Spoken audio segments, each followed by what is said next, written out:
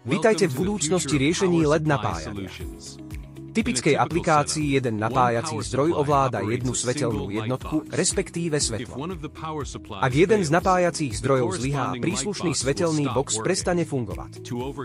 Na prekonanie tohto obmedzenia môžeme použiť paralelné zapojenie.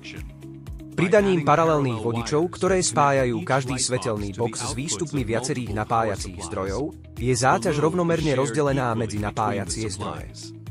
Toto nové zapojenie zaisťuje automatické vyvažovanie záťaže, takže aj keď jeden napájací zdroj zlyhá, zvyšné napájacie zdroje upravia rozloženie záťaže a zabezpečia, aby všetky svetelné boxy zostali funkčné.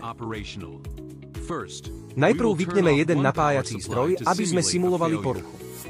V typickom zapojení by to spôsobilo vypnutie jedného zo svetelných boxov. Pri našom spôsobe paralelného zapojenia však zostávajúce napájacie zdroje naďalej napájajú všetky svetelné boxy, len s miernym znížením jasu.